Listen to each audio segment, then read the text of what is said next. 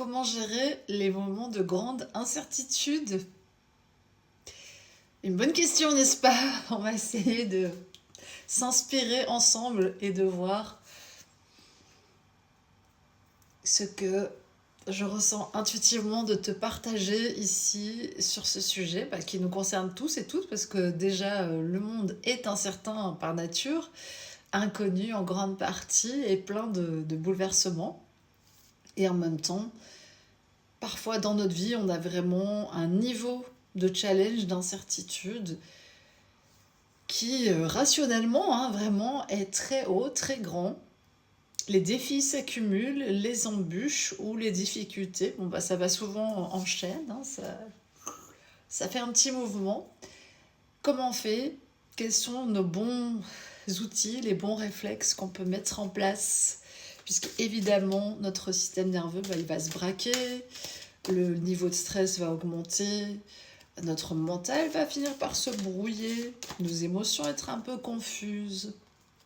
Et donc, au-delà des techniques que je peux te proposer aussi, méditation, création, activité physique, évidemment, qu'est-ce qu'on peut faire? Qu'est-ce que je pourrais te dire aujourd'hui? Il y a une question de cycle, vraiment l'acceptation de l'aspect cyclique de l'expérience et du reflet que l'on peut avoir de soi dans ces moments-là qui peut être très mauvais. C'est ce que je ressens de dire aujourd'hui, tu vois. C'est un jeu qui est vraiment multiple à Maya, sur lequel je travaille depuis des années. Et c'est vrai que trouver la paix dans ces moments-là qui nous prennent au cœur, vraiment, qui nous chahutent, qui nous secouent brutalement, qui nous sortent d'une pseudo-sécurité ou d'une zone de confort, ou que ce soit d'un lieu, d'une relation, ou de tout à la fois, d'un travail, d'un niveau de vie aussi. Pour ma part, j'ai eu différents niveaux de vie au cours de mon existence. C'est un gros challenge, c'est vraiment pas évident parfois d'accepter ce changement, d'aller avec, d'essayer d'en faire le meilleur. Et on a ce bel esprit du feu, du coup on est un peu raccord, elle et moi, forcément. C'est ce moment où au lieu d'aller puiser dans la colère et dans la rancœur, on en revient à sa flamme intacte, pure, sa puissance d'être, et de tout bousculer autour de soi par sa présence, en fait, par vraiment son aura, par son magnétisme. Et parfois, c'est vrai qu'on a besoin de tout perdre pour s'en rendre compte que tout émane de soi, finalement, à un certain niveau. Et sans culpabiliser personne. Il y a beaucoup de facteurs qui font qu'on perd le nord. Notamment le lien à la guidance interne. Il est perfectible de toute façon à tout moment. Pour moi qui ai beaucoup travaillé ce lien à la spiritualité, à mon âme, à mon corps, à ma relation avec le divin, avec la nature, j'ai envie de dire que c'est pas toujours, regarde, tu vois, j'ai peint plusieurs couleurs, c'est pas toujours la même part de guidance intérieure dont on a besoin. Parfois on a besoin d'aspects pratiques, tu vois, on est dans ce rouge, on a parfois besoin de changer la manière dont on communique. Parfois, c'est l'espace cœur qui est un peu obscur. En fait, il y a une guidance toute particulière, parfois, qui a envie de venir s'exprimer. Et du coup, je vais tirer dans le jeu des maîtres dauphins, qui va être bientôt réédité, d'ailleurs, pour les gens que ça intéresse. C'est Logassi. Je joue à présent de tout mon être, dans chaque partie de moi-même. Alors, ça me parle beaucoup dans le sens que... Ah, on a une petite cohérence couleur, là.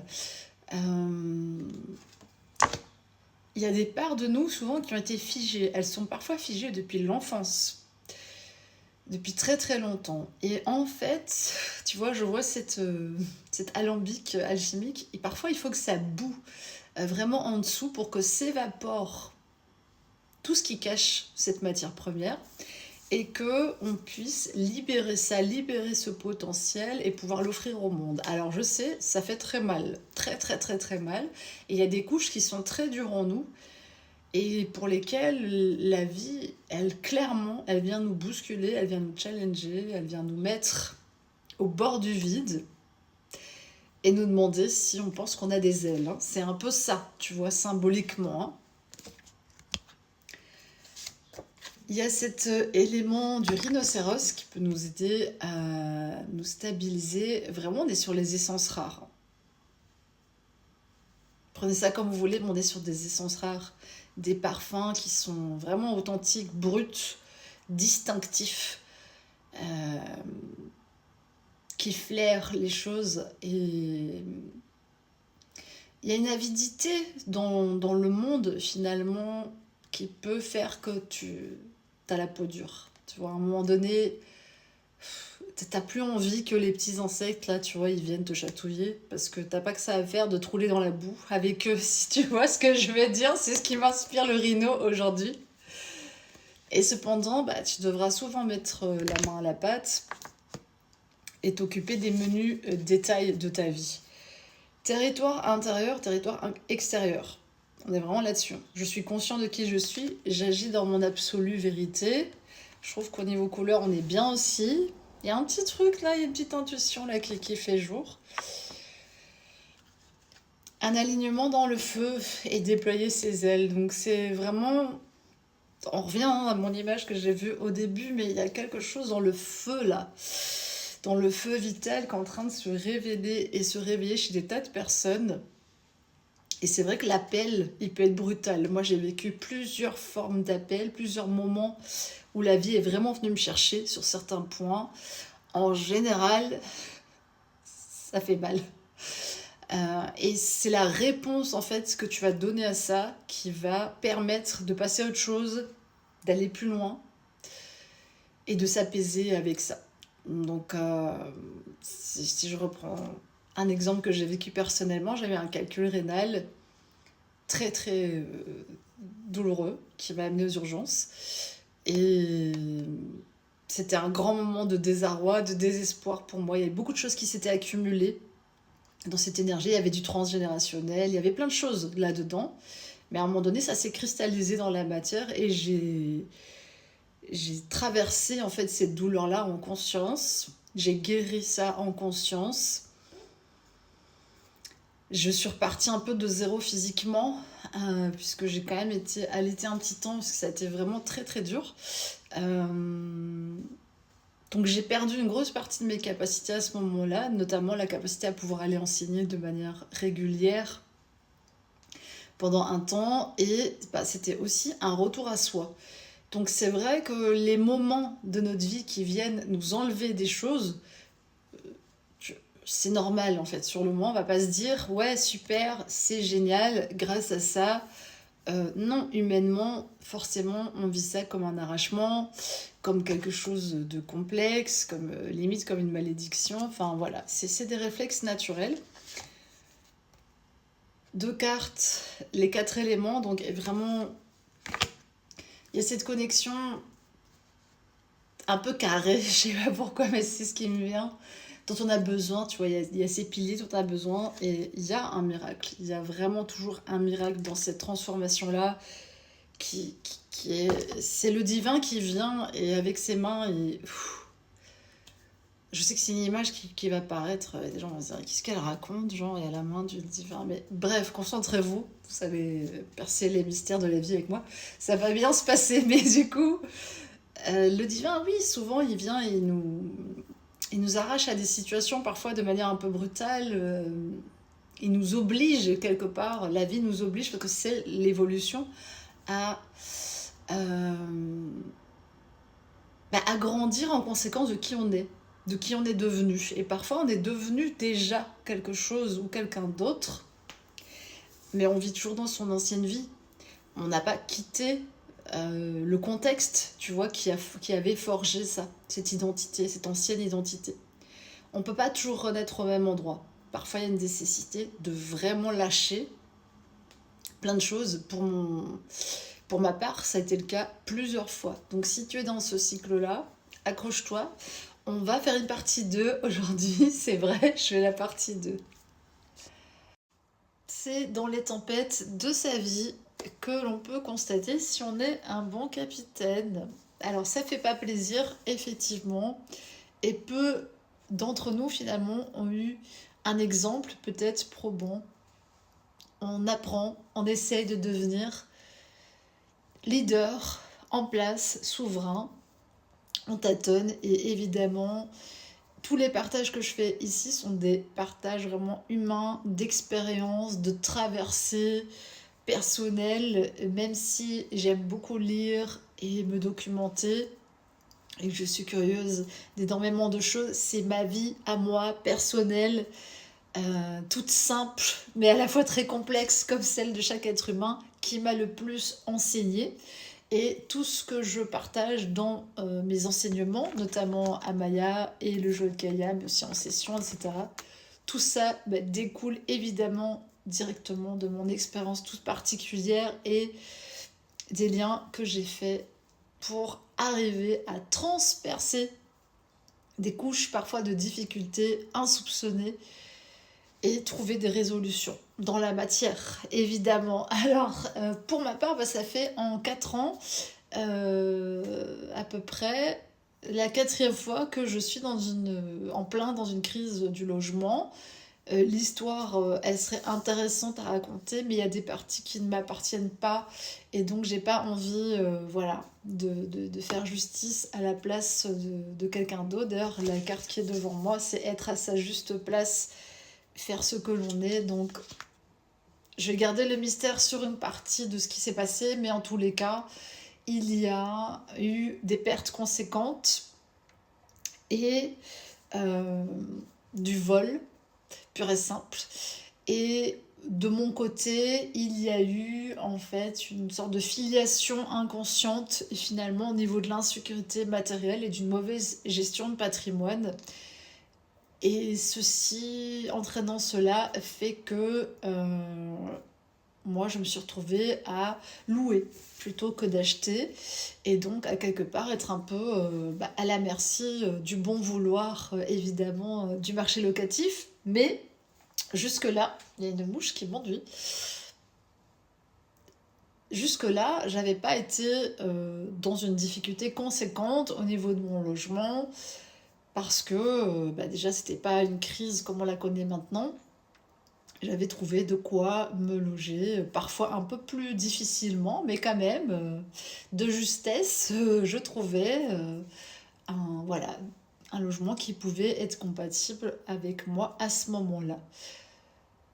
Ceci étant dit, là où je voulais en venir par rapport à cette histoire, c'est que je pourrais me crisper et me dire c'est toujours pas réglé, il n'y a rien qui a avancé dans ma vie, pourquoi je suis toujours face à ce problème. Déjà, c'est un problème global, c'est un problème de macro-économie. On a des tas de personnes en ce moment qui recherchent un logement. On a toute une partie du marché locatif qui est pris par les Airbnb. Beaucoup de propriétaires qui voient forcément leur intérêt financier d'un rendement plus élevé à un certain niveau avec le logement Airbnb, vraiment partout, hein, même dans des villages. Moi ici je suis dans un village que je ne connaissais pas avant d'y arriver.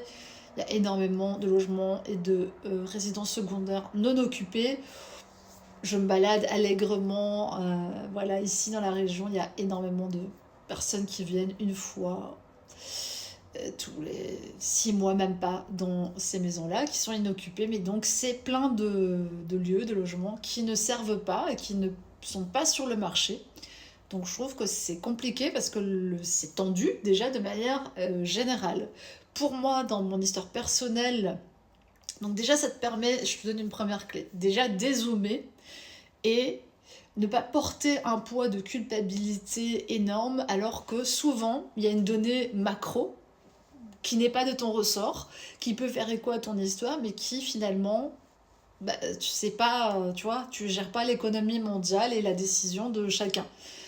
Deuxièmement, moi dans mon histoire personnelle, c'est la deuxième étape que je t'invite à faire, pour prendre un peu, tu vois, ouvrir les perspectives quand tu rencontres une forme d'incertitude. Il y a un écho qui est probant et dans lequel j'ai trouvé énormément de réponses essentielles sur le pourquoi, le comment de mon fonctionnement personnel. Qu'est-ce qui me sécurise, qu'est-ce qui me sécurise pas, en quoi pour moi ça aurait été très important d'acheter. c'est quelque chose pour lequel j'ai eu beaucoup de, de contrariétés et un différend familial très profond avec une personne en particulier qui avait fait une promesse qu'il a brisée plusieurs fois concernant un achat immobilier qui, pour moi, était un gage de sécurité dans la vie. Je pense que vous serez d'accord avec moi sur ce point-là. Donc ça m'a ramené plusieurs fois à cette histoire-là, à renettoyer cette plaie qui chez moi était très profonde. Je l'ai vécue vraiment comme une amputation, comme une injustice, parce qu'il y a une longue histoire familiale aussi derrière ça, et donc il y avait beaucoup de ressentis de privation, oui, d'injustice, voilà, qui tournaient dans mon système énergétique finalement, dont j'étais pas forcément consciente parce que ma vie en soi, j'en étais heureuse, satisfaite, épanouie. J'avais fait pas mal de choses et donc j'avais pas de raison de ressentir cette frustration-là en particulier. Je m'étais accommodée du fait d'être locataire, même si c'est pas un choix de ma part, vraiment. Il y a eu beaucoup d'éléments qui ont fait que je me suis retrouvée dans cette circonstance-là et que j'ai pas posé parfois les bons choix. J'étais embrouillée, hein, on peut le dire, puisque quand ton système nerveux se décale, ton mental s'embrouille aussi et tes décisions ne partent pas du bon endroit en toi. Donc c'est aussi ces crises-là, un moment pour vraiment revoir ses choix en profondeur, refaire un choix aujourd'hui, puissant, profond, avoir une aspiration qui revient et aussi faire table rase, faire une page blanche du passé. Tu vois, pour ma part, ça m'a vraiment demandé de m'extirper de tout ce prisme que j'avais qui était très négatif, dans lequel moi je gardais une forme de ressentiment et qui ne m'aidait pas évidemment à aller de l'avant. Donc ça c'est ma deuxième clé que je voudrais te donner, c'est que souvent quand il y a un gros domaine qui bloque comme ça, il y a quelque chose aussi, un trésor à aller trouver à l'intérieur de toi. Moi je suis une âme qui est très vagabonde, qui est très voyageuse, qui aime l'aventure, etc. Mais en même temps, j'ai vraiment ce besoin d'avoir un pied-à-terre, un cocon, un endroit que j'embellis, où je me sens bien. C'est vraiment vital pour moi en termes de bien-être, de sécurité. Et le fait d'avoir été arrachée à ça très tôt, d'avoir vécu beaucoup d'incertitudes en étant très jeune et d'avoir eu comme ça tu vois, un déséquilibre finalement dans cette sphère-là, ça m'a suivi assez longtemps, inconsciemment. J'avais comme un petit fantôme, tu vois, à ma poursuite. Troisième clé que moi je voudrais te donner, c'est justement faire la paix avec soi et commencer à s'aimer dans la circonstance actuelle qu'on vit, se donner énormément de compassion, de soutien, d'amour, aller apaiser justement ces parts-là, parce que souvent quand il y a eu ça, on s'en veut. On s'en veut des mauvaises décisions qu'on a prises, on se dit comment est-ce possible, comment est-ce que j'ai pu ne pas avoir, tout simplement parce qu'on n'avait pas à ce moment-là la faculté nerveuse, émotionnelle, de conscience de voir cette chose-là et de voir à quel point on dirigeait peut-être pas notre énergie, notre attention au bon endroit.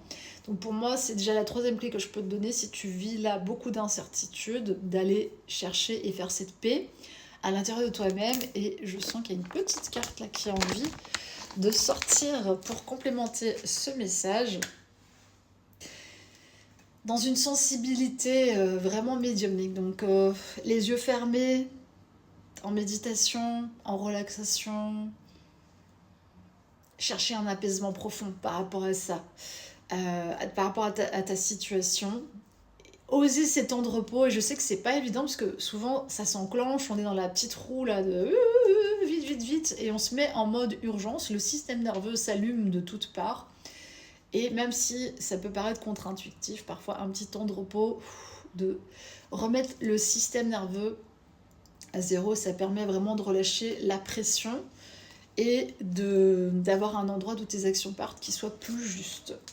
Trône de cœur, donc diriger vraiment avec son cœur, oser être vulnérable en fait dans la situation qui te traverse, quelles que soient les choses, les révélations que ça peut faire naître, parce que parfois ça te donne un éclairage aussi sur comment tu es entouré, comment tu as tissé ta vie et est-ce que ça te convient encore aujourd'hui ou pas. Donc ça te permet de revoir aussi un petit peu tes fondamentaux. Partie 3, déjà j'ai envie qu'on se donne un maximum de compassion, nous tous qui rencontrons un maximum d'incertitudes là qui réactivent des peurs très profondes en nous, instinctives. C'est normal que notre système nerveux, il veut nous sauver, il veut nous éviter la catastrophe, il veut qu'on aille bien, il veut qu'on soit en sécurité. Donc déjà, remercions-nous de ne pas être complètement amorphe, parce que pour certaines personnes, c'est le cas. Donc c'est aussi parfois des gens qui déconnectent complètement ou disjonctent. Donc déjà, si t'es pas dans ces deux extrêmes, déjà ton système nerveux, crois-moi, il est solide et tu peux encore l'améliorer. Et j'ai envie de te parler de la manière dont on sort d'un problème pour moi, et même dont on ne considère plus comme un problème, qui est souvent une sorte de spirale ascendante. Moi, j'ai beaucoup de boucles dans ma vie, je revis des situations, et plutôt que de me dire, mais purée, c'est pas possible, ben en fait, juste, je vois que je suis une personne cohérente. Cohérente, qui va au fond des choses, qui refait des expériences, et qui simplement, je les vis à chaque fois différemment. Si tu prends les séparations amoureuses que j'ai eues dans ma vie, toute jeune, c'était la catastrophe, j'étais en dépression, ça m'a mis je sais pas combien de temps à me soigner de mon premier grand chagrin d'amour. J'étais très jeune, c'était une relation, j'étais adolescente, c'était fusionnel, c'était cette personne, on pensait se marier, enfin, je m'étais impliquée d'une manière, je pense, voilà, comme chacun peut-être dans son premier amour, enfin, en tout cas, c'était tellement fort qu'après, j'ai mis des années à m'en remettre, honnêtement, et j'ai mis du temps à faire le tri, tu vois, par rapport à ça. Dans les séparations qui ont suivi, ben, au fur et à mesure, tu vois, j'ai musclé un petit peu cette capacité à me séparer avec moins de drama, avec moins de douleur. Tu vois, en fait, à chaque fois, il y a d'autres choses qui s'étaient nettoyées et j'étais de plus en plus en paix. Et finalement, la séparation, elle se passait de façon de plus en plus mature, de plus en plus consciente, de plus en plus tranquille, parce que c'était plus simplement comme une continuité dans ma vie, une logique. Alors que pour encore beaucoup de gens aujourd'hui, les séparations sont des drames. Et ils font des drames, ils rajoutent des problèmes, et ils s'entraînent dans une spirale très très négative de haine, et de voilà, dans laquelle parfois les enfants sont mêlés, etc. Donc c'est vraiment un sujet qui est encore d'actualité. J'avais fait beaucoup de vidéos sur le couple. Je les ai enlevées parce que tout simplement je parlais de partenaires précédents, etc. Et que voilà, je sais que à un moment donné, je me suis dit qu'elles avaient fait leur temps ces vidéos-là, mais c'est un de mes sujets, c'est un sujet dont j'aime bien parler. Comment aujourd'hui être en couple d'une autre manière, et surtout comment réussir, pas que son couple, mais aussi sa séparation. Je pense que c'est un sujet qu'on n'aborde pas, ou peu, beaucoup trop peu, alors que ça fait partie de la vie, et que en réalité, ces phases-là de rupture, elles sont importantes parce qu'elles ramènent chacun à lui-même, à ses failles, à ses blessures, et qu'on n'est pas dans une société, une éducation qui nous a préparés à accepter ça, à accepter ces changements d'état permanents, à accepter que quelqu'un peut partir du jour au lendemain, et qu'en fait, en réalité, on devrait être parfaitement ok avec ça si on était en paix, tu vois, avec soi profondément. Je dis pas qu'on serait pas triste ou que ce serait pas compliqué, mais on n'aurait pas en tout cas de rancœur, on n'aurait pas de colère si on entrait dans un espace d'amour un peu plus profond chacun en soi. Donc ça déjà c'est une de mes convictions que je te partage ici. Sur le sujet du logement, c'est pareil, tu vois, ici c'est vrai que je le vis mais totalement différemment d'il y a 3 ans.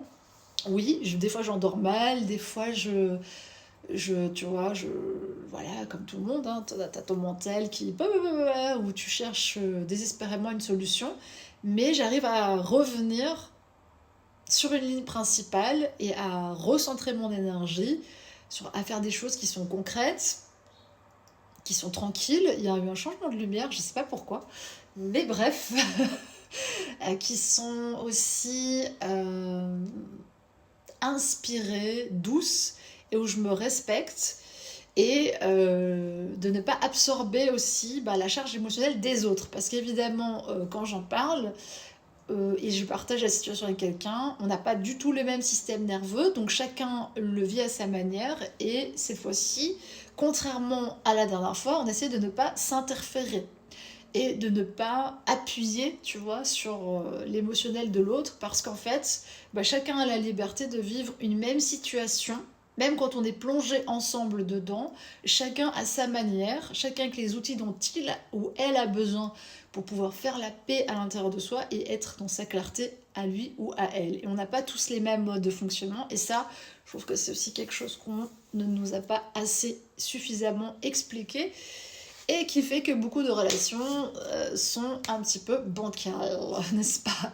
Donc voilà, pour te dire que pour moi c'est une grande clé de retrouver son centre, retrouver son axe, et d'aller puiser en soi de plus en plus de réponses, d'essayer de voir le challenge, l'opportunité qu'il y a derrière. Et franchement, de base, crois-moi, c'est pas du tout comme ça que je le vivais il y a quelques années. J'étais vraiment en mode c'est pas juste, j'étais en colère, j'étais contractée, j'étais même figée dans certains espaces. Et en fait, ici, je me dis, mais c'est encore une fois une opportunité d'ouvrir grand les possibilités, de me re-questionner sur profondément qu'est-ce que je souhaite pour moi. Je me questionne aussi vraiment à une large échelle sur cette histoire du logement. Pour le collectif, j'ai vraiment envie de aussi proposer des choses à ce niveau-là dans le futur. Donc tu vois, ça m'a ouvert vraiment tout un espace à l'intérieur de moi. Parce que moi, je sais que je suis quelqu'un qui a absolument besoin d'avoir un espace privé. Et en même temps, je trouverais ça super sympa d'avoir un espace partagé pour certaines choses. Voilà, ça m'a ouvert plein de perspectives sur le sujet que je suis en train de traverser, et j'ai décidé d'en faire quelque chose qui est riche d'enseignement pour moi. Est-ce que ça veut dire que je ne stresse pas à l'idée que j'étais censée quitter mon logement ce mois-ci et que en fait là on a la chance de pouvoir re-signer pour un mois, mais après c'est terminé. Est-ce que j'ai pas de stress? Ben si, je suis humaine, bien sûr que j'ai un vrai stress par rapport à ça, mais en fait c'est la gestion de ce stress, c'est comment on gère la crise, comment on appréhende en fait ce qui est en train de se passer en nous, comment on accueille les émotions qui vont avec, parce qu'elles sont naturelles, et comment on essaie d'en faire un tremplin plutôt que quelque chose qui nous enfonce. Pour moi, c'est vraiment ça l'alchimie. Profondément, c'est ça l'alchimie. Voilà, et c'est toute l'essence de mon travail. Donc évidemment, la vie me met à l'œuvre. Je suis un peu bonne joueuse, un peu meilleure joueuse maintenant, et moins mauvaise perdante. Donc ça devrait aller. Mais c'est vrai que ce sont des sujets qui challenge. Et pour d'autres, voilà, tu vois, ici je nous renvoie à ça, servir l'être, la beauté et l'amour. Pour moi, il y a des conditions de vie qui favorisent ça. Et que auquel tout le monde devrait avoir accès, vraiment, librement, selon moi. Et ça a vraiment réveillé cette flamme en moi. Et cette envie, cet élan aussi passionné, voilà, d'œuvrer sur certains domaines, certains sujets, tu vois, notamment. Voilà, ça a réveillé mon génie intérieur, mon génie, ma lumière, tu vois, personnelle sur ça, et une forme de fécondité, de fertilité dans le cœur. Et c'est là-dessus aussi que je peux t'accompagner si tu sens que c'est dur pour l'instant sur un sujet. Il y a une guérison physique. Guérison physique, j'offre ma participation consciente à la générosité de la vie. Et je pense que c'est une question aussi d'engagement.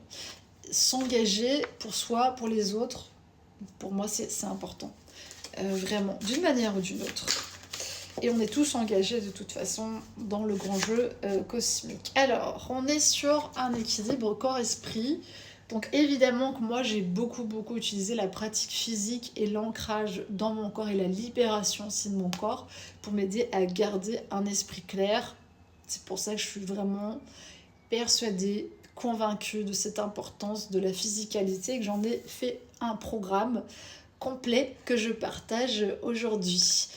Là-dessus aussi, si tu as besoin de sessions vraiment physiques dans lesquelles je t'accompagne pour faire une décompression, pour faire une détente, pour renforcer certaines parties, pour te recentrer, évidemment, tu trouves toutes les infos en dessous de mes vidéos en général.